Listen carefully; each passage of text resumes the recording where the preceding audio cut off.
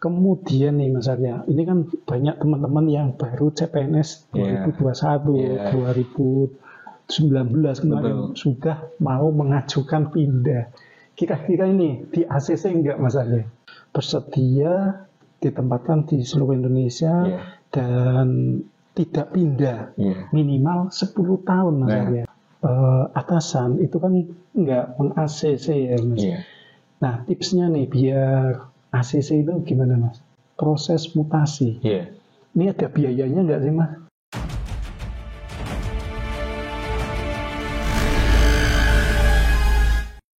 Oke teman-teman, di sini sudah hadir Mas Arya Mahardika nih. Beliau sudah pernah mencoba untuk pindah ya, mutasi ke daerah asal karena keluarganya ada di Surabaya, dan syukur alhamdulillah kemarin sudah di ACC untuk surat mutasinya dari Kemendagri. Nah untuk itu bagi teman-teman yang ingin bertanya tentang mutasi saat ini, kita bisa langsung tanya dengan narasumber. Selamat malam Mas Arya. Selamat malam Mas Bara, terima kasih. Ketemu lagi Mas Bara. Ketemu lagi ya. Oke nih Mas Arya nih, terkait mutasi. Ini mutasi prosesnya berapa lama ini Mas? Mutasi, jadi mutasi kita bagi dulu Mas Bara. Kita bagi mutasi ini dari mana ke mana ini. Jadi kalau boleh bercerita, sebenarnya untuk prinsip mutasi itu sebenarnya sudah tidak seperti dulu lagi Mas Bara. Mungkin kalau dulu mungkin bisa tukar ya antara PNS di daerah A dengan PNS di daerah B seperti itu. Tapi kalau untuk sekarang itu mutasi itu prinsipnya sudah beda, lebih ke lolos butuh. Jadi yang dimaksud lolos butuh ini seperti ini. Lolos butuh itu di mana instansi asal itu meloloskan dan instansi tujuan ini membutuhkan atau formasi atau kebutuhannya ada seperti itu. Nah ini terkait Mas Arya nih. Ini kan sudah beberapa kali mengajukan mutasi ya. Berapa kali? Banyak mungkin ya Mas. Ini info aja ya guys. Jadi Mas Arya ini dia bekerja di BKPSDM Kabupaten Purworejo, tetapi di daerah asalnya itu di Surabaya. Jadi anak istrinya, keluarganya ada di Surabaya, dan sekarang sudah 12 tahun ya Mas Arya ya? Iya, kurang lebih 12 tahun. Sudah 12 tahun bekerja di sini, dan alhamdulillah baru kemarin itu sudah bisa di ACC untuk pindahnya seperti itu. Nah tentunya perjalanan untuk mengajukan mutasi itu kan nggak bisa langsung lancar ya Mas Arya ya. Ada lika-likunya, kemudian mengajukan ditolak, mengajukan ditolak, mengajukan lagi, sampai capek sendiri. Wah capek banget Mas Bara. Jadi kalau saya sendiri sebenarnya paling tidak PNS yang ingin melakukan mutasi itu ada beberapa tips atau tahapan yang perlu untuk diperhatikan. Antara lain seperti ini. Tahapan-tahapan mutasi tersebut, jadi kita perhatikan dulu ini. Ini mutasi atau perpindahan PNS-nya dari mana ke mana dulu, seperti itu. Karena hal ini juga berhubungan dengan seberapa lama proses itu akan selesai, butuh waktu berapa lama, seperti itu. Jadi misalkan nih, perpindahan PNS atau mutasi PNS dari kabupaten atau kota yang berbeda provinsinya, itu dibutuhkan waktu lebih lama Mas Bara. Karena kebetulan ini BKN sedang meluncurkan aplikasi SIASN atau Sistem Informasi Aparatur Sipil Negara. Proses mutasi ini harus melalui aplikasi tersebut, seperti itu. Dengan tahapan proses mutasi ini harus diinput oleh instansi tujuan di aplikasi, Kemudian setelah diinput akan diverifikasi oleh BKN, Mas Bara, BKN pusat di Jakarta. Setelah verifikasi itu terbit, selesai, itu akan diterbitkan pertimbangan teknis oleh BKN pusat. Begitu. Nah, dengan terbitnya pertimbangan teknis tersebut, itu yang akan digunakan dasar oleh Dirjen Oda Kementerian Dalam Negeri memproses SK pindah instansi. Ketika SK pindah instansi sudah selesai, sudah diterbitkan, baru nanti pejabat pembina kepegawaian, baik itu wali kota atau bupati, akan menerbitkan SK penempatan tugas. Seperti itu, Mas Bara. Panjang sekali prosesnya. Beda lagi dengan ketika mutasi dari instansi pusat atau vertikal yang masuk ke Pemda, ataupun dari Pemda ke instansi vertikal. Itu hanya membutuhkan SK dari BKN, Mas Bara. Lebih simpel.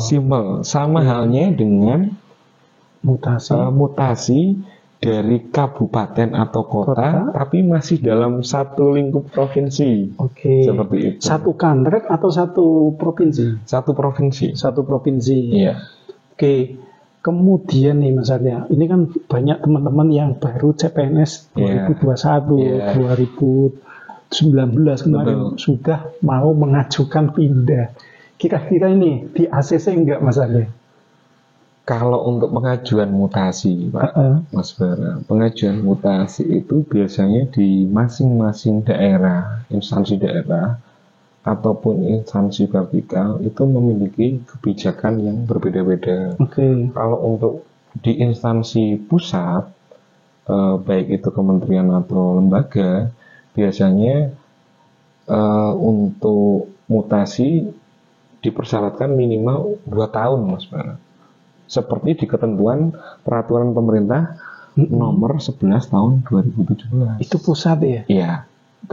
Tetapi yang kemarin itu untuk yang CPNS ada surat nih ketika pemberkasan kan, bersedia ditempatkan di seluruh Indonesia dan tidak pindah minimal 10 tahun, Mas Arya. Itu dari kementerian atau dari Pemda? Nah, kembali lagi, kalau untuk di instansi daerah, di instansi daerah memiliki kebijakan daerah sendiri-sendiri, berbeda-beda. Ada yang instansi daerah A memberikan persyaratan tidak boleh mengajukan mutasi selama 5 tahun. Ada yang tidak boleh mengajukan mutasi selama 8 tahun. Bahkan ada yang sampai 10 tahun. Tetapi rata-rata kemarin ketika pemberkasan di tahun 2021 ya, itu rata-rata ya 10 tahun semua. Tidak ada yang 8 tahun itu yang dari alumni kelas Bass Channel ini kan banyak ya yang tanya-tanya itu, rata-rata semuanya itu 10 tahun ya. Betul. Jadi andai kata memang instansi daerah itu mempunyai kebijakan tidak boleh mengajukan mutasi sebelum masa kerja 10 tahun, ya harus ditaati dong, harus tetap dijalankan. Karena itu memang sudah menjadi kebijakan di daerah tersebut. Seperti itu. Berarti kalau misalkan kita ini baru diangkat PNS kemarin gitu, mengajukan pindah, itu sama aja dianggap mengundurkan diri atau seperti apa, Mas Arya? Jadi kalau untuk mengajukan pindah, ketika yang bersangkutan itu tidak diberikan persetujuan, otomatis kan ada surat dari pimpinan nih, surat jawaban bahwa saudara tidak diizinkan untuk mengajukan mutasi dikarenakan belum memenuhi persyaratan, mungkin itu, ataupun bisa juga mungkin persyaratan sudah dipenuhi, Mas Bara, sudah 10 tahun, tapi ternyata kompetensinya masih dibutuhkan, bisa seperti itu juga. Kompetensinya masih dibutuhkan. Betul. Kata-kata kompetensi masih dibutuhkan itu memang masih tanda tanya besar mungkin itu. Ya mungkin memang Pemda memang masih butuh dan masih benar-benar menghargai kompetensi yang kita miliki seperti itu. Berarti yang sudah lolos sudah nggak dibutuhkan lagi. Asumsinya ya sebenarnya bisa jadi bukan tidak dibutuhkan, mungkin formasinya sudah penuh atau berlebihan formasi atau kebutuhannya di peta jabatan dihitung berdasarkan analis jabatan dan analisis beban kerja. Oh ternyata jabatan A ini setelah dihitung ternyata kelebihan seperti itu. Akhirnya ya yang bersangkutan sudah memenuhi persyaratan 10 tahun, akhirnya disetujui untuk pengajuan mutasinya seperti itu. Tetapi nih kadang-kadang kan dari atasan itu kan nggak meng-ACC ya Mas. Iya. Nah tipsnya nih biar ACC itu gimana Mas? Kalau saya tips dari saya sih mending kita sesuai prosedur ya. Jadi andai kata memang persyaratannya itu 8 tahun, ya sudah kita harus konsekuen dengan surat pernyataan yang sudah kita tanda tangani seperti itu. Jadi sebenarnya intinya sama ya Mas Bara ya, sama-sama mengabdi di instansi pemerintah ya. Hanya ingin mendekatkan tempat tugas dengan keluarga. Seperti itu. Yang tadinya tempat tugasnya jauh di instansi A, keluarga ada di kota B, seperti itu. Intinya seperti itu. Kalau saya lebih ke arah prosedural ya.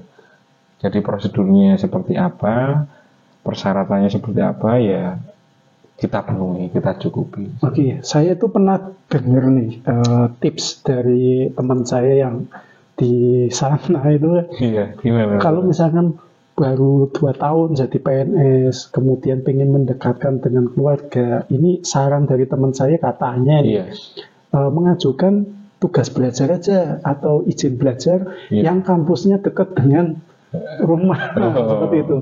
Apakah bisa Mas Arya? Kalau untuk tugas belajar itu ketentuan harus dipenuhi. Yang bersangkutan yang pertama harus dianggap PNS dulu. Yang kedua harus 1 tahun. Ini sudah 2 tahun lah. Kalau memang yang bersangkutan memang sudah mengajukan itu dan sudah memenuhi persyaratan itu, tidak ada masalah sebenarnya, bisa aja. Selama ada sponsor, lembaga yang membiayai, bisa aja. Kalau tugas belajar kan fleksibel ya, nggak ada jarak ya. Untuk tugas belajar yang dengan biaya pemerintahan, beasiswa kan, berarti nggak ada jarak. Kita ambil misalkan Mas Arya nih tempatnya di Surabaya, berarti ambil kampus Unair gitu ya, seperti itu. Ambil kuliah 2 tahun kan lumayan, sudah bisa mengurangi jatah 10 tahun, kurangi 2 betul. Ya kan? Betul. Nah. Jadi memang kalau untuk tugas belajar bagi pegawai negeri sipil itu pegawai negeri sipil tersebut tidak diwajibkan untuk masuk kerja. Jadi yang bersangkutan dibebaskan. Hanya melapor. Betul, hanya melapor hasil peningkatan pendidikannya selama menempuh pendidikan di perguruan tinggi tersebut. Karena apa? Karena hasil peningkatan pendidikan atau progres yang bersangkutan menempuh perkuliahan itu kenapa kok harus dilaporkan? Karena itu sebagai pengganti penilaian prestasi kerja pegawai yang dibutuhkan ketika nanti yang bersangkutan sudah memenuhi persyaratan untuk naik pangkat, yang bersangkutan bisa naik pangkat tuh, meskipun yang bersangkutan masih tubel. Betul. Oke, gajinya gimana Mas? Masih ditransfer atau? Oh gitu. Jadi gini, kalau untuk gaji bagi PNS tugas belajar itu yang diberikan hanya gaji saja. Yang bersangkutan tidak menerima tunjangan dan lain-lain. Kenapa kok tidak menerima? Misalkan tidak menerima TPP nih. Kenapa kok tidak menerima TPP? Karena yang bersangkutan tidak masuk kerja. Oke, ini dijelaskan dulu nih tunjangannya. Ini kan tunjangan jabatan nggak dapat. Kalau misalkan yang bersangkutan tunjangannya jabatan pelaksana atau fungsional itu kan nggak dapat. Tunjangan anak istri tetap masih dapat. Iya, kalau itu masih jadi satu dengan unsur-unsur di gaji pokok itu dapat. Oh, dapat. Begitu. Oke. Kalau itu unsurnya atau bunyinya sudah tambahan penghasilan atau tunjangan dari jabatan atau kinerja itu sudah tidak dapat karena yang bersangkutan tidak bekerja dan tidak bisa diukur kinerjanya karena yang bersangkutan kan tidak masuk. Berarti ini tipsnya teman-teman. Setelah mungkin dari S1 ke S2 ke S3. Jadi nanti motong waktu banyak banget. Bisa itu Mas. Oke Mas Arya, ini berkaitan dengan mengurus proses mutasi. Iya. Ini ada biayanya nggak sih Mas? Soalnya yang teman-teman di luaran sana itu, wah kelamaan itu mending lewat jalur belakang atau jalur tikus atau seperti apa? Ya. Selama saya bekerja di kepegawaian, itu sepengetahuan saya tidak ada yang seperti itu ya. Seperti itu dalam artian seperti ini. Apakah mutasi itu harus menggunakan ada biaya seperti itu? Kalau di tempat saya bekerja itu sebenarnya tidak ada. Jadi gini, kalau yang bersangkutan itu memang sudah memenuhi persyaratan dan memiliki alasan yang kuat dalam hal ini, sebenarnya apa sih alasan yang menguatkan untuk pindah seperti itu? Dan yang bersangkutan juga harus tetap melalui prosedur-prosedur yang harus dijalankan seperti itu. Selama prosedur-prosedur itu dijalankan, ya insya Allah bisa berhasil mutasinya. Hanya saja harus sabar ya. Iya harus sabar, tetap berusaha dan berdoa kepada Tuhan Yang Maha Esa, Allah Subhanahu Wa Taala. Seperti itu. Ya gitu teman-teman. Jadi memang ya namanya juga kita usaha ya. Kadang kita mengajukan sekarang, terus belum di ACC, ya sabar dulu. Padahal menunggu 1 tahun itu kan tiap bulan ongkosnya berapa Mas Ake? Untuk wirawiri PJKA? Untuk biaya transportasi pulang ya. Kan kebetulan nih saya pulang seminggu sekali nih. Pulang Jumat kembali Ahad ya.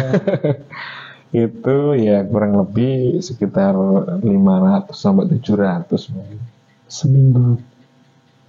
Untuk satu bulan perjalanan sekali pulang PP itu. Iya, pulang pergi itu 500 guys. Ya tinggal untuk 1 bulan tinggal dikalikan 4 ya. Itu sama aja kamu nggak terima TPP ini. Iya. Sebenarnya memang mana tekor. Sebenarnya memang sudah diniatkan untuk mengikhlaskan tambahan penghasilan karena sebenarnya PNS itu sebenarnya sudah harus bersyukur ya, sudah dapat gaji, pensiun dan bahkan mungkin yang beda lagi PNS dengan swasta Mas Vera, karena kebetulan saya juga pernah bekerja ya di swasta. Kalau di pegawai negeri sipil itu kita digaji dulu baru bekerja. Cuman kalau di swasta kan kita bekerja dulu baru digaji. Nah, pertanyaannya kenapa dari Surabaya terus memilih formasi di Purworejo yang notabene itu jaraknya berapa kilo? 500? Iya, hampir kurang lebih 430 kilo. Itu kan sesuatu yang luar biasa. Masih mending masih dalam jangkauan satu provinsi ya. Kalau ini kan sudah lintas, Surabaya itu posisinya paling timur ke utara, ini di Jawa Tengah posisinya paling selatan. Seperti itu. Ini ceritanya gimana Mas? Kok bisa tergambar? Jadi dulu bisa terdampar di Jawa Tengah itu saya itu coba-coba Mas Bala. Jadi ada informasi lowongan CPNS di internet, kok saya tertarik, terus kemudian saya sampaikan ke orang tua, ke ibu saya itu waktu itu dulu. Kemudian ibu memberikan dorongan, memberikan doa, dan memang kebetulan formasinya itu sesuai dan memenuhi persyaratan, ya sudah saya coba untuk mengajukan berkas lamaran. Kok ya dulu setelah itu dapat pengumuman saya lolos seleksi berkas administrasi. Seperti itu ya. Kemudian sampai tahap akhir. Waktu itu berapa ini formasinya Mas? Saya dulu itu formasi 1 Mas. 1 berarti? 1 orang. Beneran 1? 1. Kalau saya dulu itu 37 loh. Formasi 37 lumayan banyak Mas. Lumayan banyak. Waktu itu memang prakom itu butuh banyak. Cuman Mas Bara kan belum tahu pelamarnya berapa ini. Berapa? Nah, jadi formasinya yang dibutuhkan 1, teman-teman pelamarnya ini 3, termasuk saya Mas Bara. Oke. Kebetulan Kok bisa tahu pelamarnya 3? Padahal itu kan proses seleksi 2010 ya. Iya. Belum ada sistem CAT, belum ada keterbukaan informasi masih publik, menggunakan LJK ya. masih menggunakan manual, Iya. lewat pos. Kok bisa tahu pelamarnya 3? Jadi setelah diterima ya, kebetulan kami ditempatkan di kepegawaian dan teman sekantor yang bercerita bahwa saya itu beruntung. Kenapa kok beruntung? Waktu melamar CPNS memang benar formasinya 1, tapi waktu itu pelamarnya hanya 3. Oke, berarti Iya. waktu melamar, posisi jenengan itu belum tahu jumlah pelamarnya berapa kan? Belum tahu. Berarti itu kan ibaratnya keberuntungan, Iya. bukan kayak sekarang nih. Yang di SSC ASN kan kita bisa lihat, oh yang sudah mengunggah berkas ini ada berapa gitu, kita bisa tahu. Iya. Tapi zaman dulu kan nggak tahu. Jadi kalau Keberuntungan. sebenarnya perhitungannya gini Mas Bro. Formasi yang banyak itu pasti juga diikuti dengan pelamar yang banyak pula Terus kan, pasti mereka akan berlari ke formasi yang banyak karena pemikiran mereka gini, pemikiran para pelamar gini,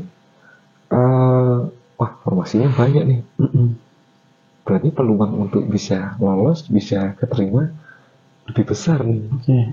Kadang mereka belum sempat terpikir kalau pelamar formasinya banyak, formasi apa kebutuhan banyak, mereka sempat tidak berpikir, lupa bahwa pasti pelamarnya juga banyak, seperti itu. Sedangkan formasi yang sedikit dihiraukan karena cuman formasinya cuma sedikit, otomatis peluangnya juga kecil. Akhirnya mereka memilih yang lebih banyak, seperti itu dulu. Oke, masuk akal sih. Tetapi zaman dulu kan belum ada passing grade ya. Betul, belum ada Mas. Sebenarnya kalau nggak ada passing grade itu ya murni kita dapat ranking. Kalau misalkan kita qualified di situ ya otomatis bisa lolos gitu. Jadi dulu setelah diberitahu oleh teman sekantor itu, ternyata formasi saya 1, pelamarnya 3. Setelah seleksi berkas administrasi, ternyata yang memenuhi persyaratan untuk mengikuti ujian cuma 2 orang. Saya dan pesaing saya 1 orang. Oke, ini Mas Arya. Pada waktu itu ya, 2010 ya. 2010 kan proses seleksinya kan. Berarti kan waktu itu 2010, 2011, terakhir 2012 ya seleksi. Yang paling banyak 2010 dan 2011 kan rekrutmen CPNS waktu itu kan. Nah, kenapa nggak di Jawa Timur aja yang sama-sama ya mungkin bisa ditempuh dengan bus atau kereta api yang jarak dekat seperti itu? Jadi dulu memang saya sudah mencoba untuk mencari formasi di kabupaten kota di wilayah Jawa Timur, Mas Bara. Cuman tidak ada formasi yang linear dengan kualifikasi pendidikan saya, seperti itu. Jadi kalau untuk lowongan CPNS kan memang kita diwajibkan untuk linearitas ya, untuk kualifikasi pendidikan. Misalkan untuk jabatan A nih, jabatan A kualifikasi pendidikannya harus bla bla bla bla sudah ditentukan. Waktu itu analis kepegawaian kan? Kebetulan saya dulu masih belum analis kepegawaian, masih penyusun kebutuhan pelatihan. Penyusun kebutuhan pelatihan? Iya. Itu justru kualifikasi pendidikannya dari berbagai macam disiplin ilmu dong. Iya. Jadi waktu itu yang dipersyaratkan itu di instansi yang saya lamar sampai sekarang ini saya tempati itu D3 Administrasi Negara, D3 Administrasi, terus D3 Manajemen SDM enggak? Manajemen SDM. Seperti itu. Ilmu yang Administrasi Negara. Administrasi Negara. Iya, itu. Berarti dari disiplin ilmu berbagai macam, ada 3 disiplin ilmu, harusnya pelamarnya banyak. Iya, harusnya. Harusnya pelamarnya banyak. Apa Mas Arya itu pernah trauma dulu itu melamar CPNS, mungkin di tahun sebelumnya nggak keterima atau gimana? Saya melamar di daerah yang jauh aja lah, yang ya notabene jauh dari kota sebenarnya. Sebenarnya kalau untuk trauma nggak ada sih Mas Bara. Cuman kalau untuk mencoba keberuntungan di instansi pemerintah, saya sudah 2 kali.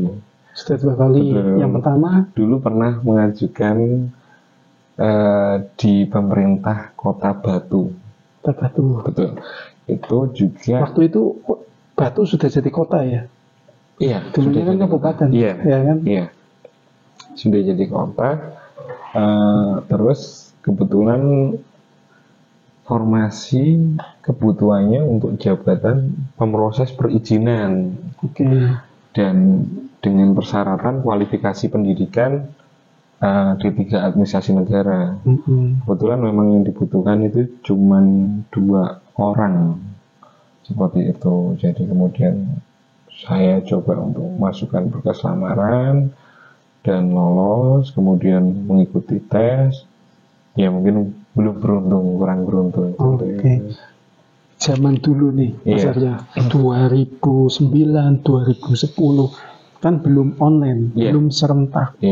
Mas Arya harusnya bisa mendaftar di beberapa tempat dalam waktu yang sama kan? Iya. Kebetulan dulu memang belum online, Mas. Cuman dulu untuk wilayah-wilayah ini mungkin sepengetahuan saya ya, untuk wilayah-wilayah di Pulau Jawa itu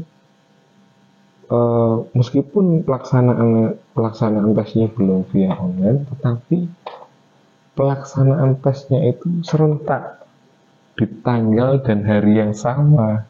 Jadi memang tidak bisa di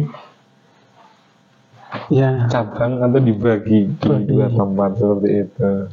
Kalau dulu nih tahun 2009 saya ikut seleksi.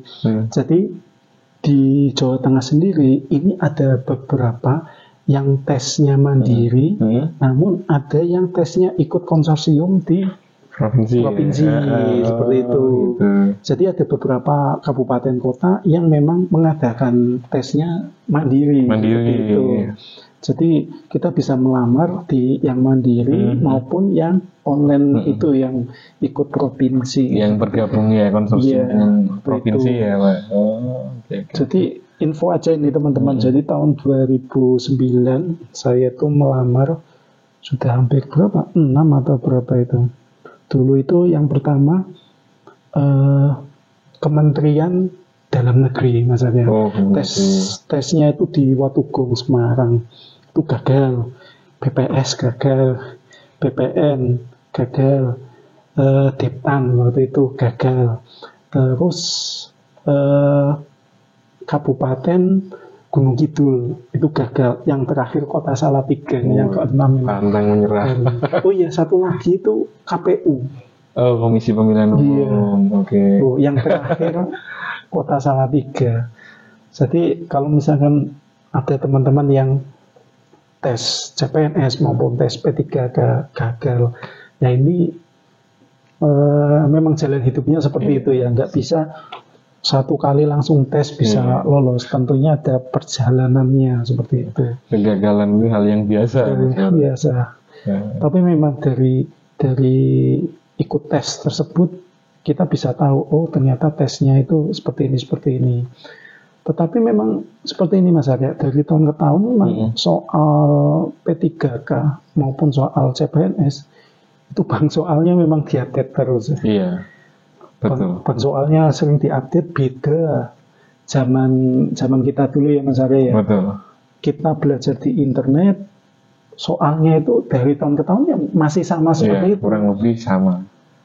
Bahkan itu kita cuma download file PDF itu, kita belajar soalnya ya itu aja. Dan waktu itu belum ada SKB ya, Iya, belum ada. masih istilahnya bukan SKD ya, tapi TKB atau apa itu? Tes TKD atau apa ya? Iya, hanya kalau dulu mungkin hanya Wawasan kebangsaan, wawasan kebangsaan, betul. bahasa Indonesia, Iya, terus sejarah atau apa itu, betul.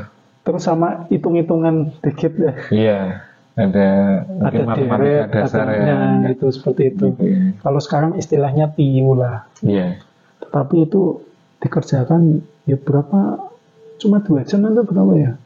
Dulu itu 90 menit seperti itu. 90 menit. Iya. Itu pakai LCK dan pengumumannya itu nggak bisa online. Kalau sekarang kan enak begitu, klik send langsung submit sudah keluar. Iya.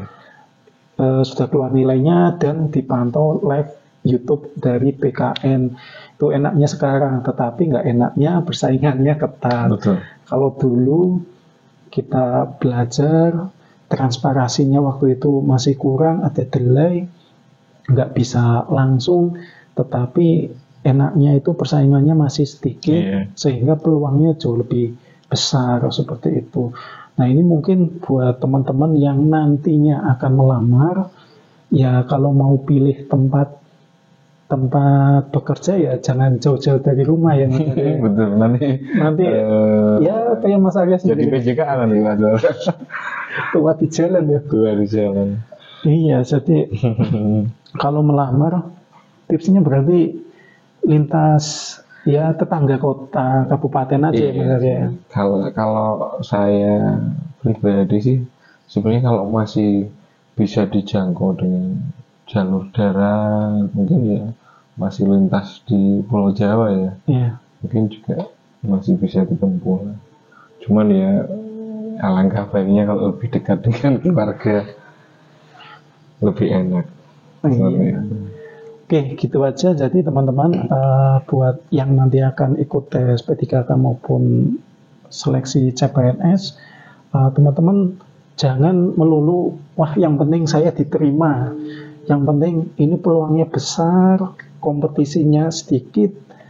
Mungkin kalau misalnya saya melamar di daerah terpencil, apalagi ini kemarin ada yang nekat Mas Arya. Gimana Mas? Dia melamar di kota Lombok, di Lombok sana. Padahal dia itu orang Surabaya atau orang Banyuwangi gitu. Jawa Timur ya. Iya, malah melamarnya jauh. Loh kok jauh Mas? Iya, yang persaingannya sedikit. Ya oke. Oke, saya nggak masalah. Itu kan bukan urusan kita ya. Tetapi kalau bisa nih, kita-kita yang sudah punya pengalaman, dan saya pun juga dulu melamarnya jauh ya dari tempat tinggal seperti itu. Ya karena peluangnya memang besar waktu itu. Tetapi kan ada harga yang harus teman-teman bayar. Kenyamanannya berkurang, jauh dari keluarga dan lain sebagainya seperti itu. Oke, mungkin sekian dulu yang bisa saya sampaikan. Saya Basuki Rahmat. Saya Arya Mardika. Salam Berkon Indonesia. Sukses selalu.